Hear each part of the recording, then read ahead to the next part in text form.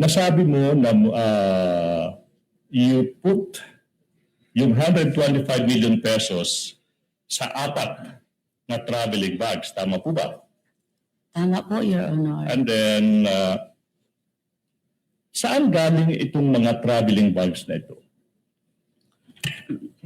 Yung naimungkahi ko po yun kay Ma'am BP Sara at saka kay Asik Ortonio. And then, naisabi ko din yun kay Colonel La Chica.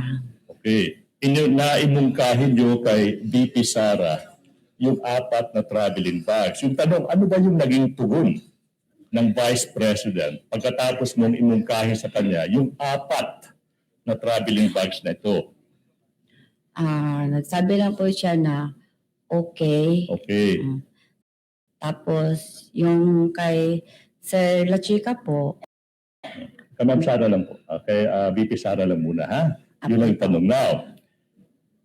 Ma'am, hindi po ba na nung araw na iyon, nagpunta kayo sa bangko, dala-dala na yung 4 na traveling bags. Tama po ba? Yes, Your Honor. 4 lang yung dinala nyo, di ba? Opo. Now, ito yung tanong now. Kasyang-kasya yung 125 million pesos into 4 traveling bags. Yung tanong is ganito. Paano niyo po nalaman na saktong-sakto sa 4 na traveling bags, yung 125 million pesos, paano niyo nalaman?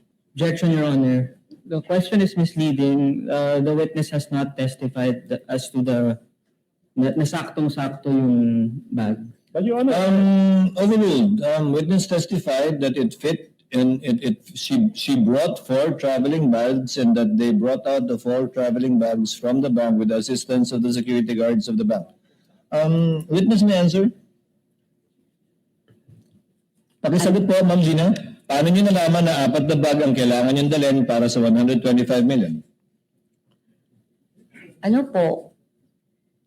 Itansya ko lang po. Estimate lang. Opo, estimate. Hindi pa po niyo yun nagawa sa talambuhay ninyo? Wala po, sir. Dili pa po.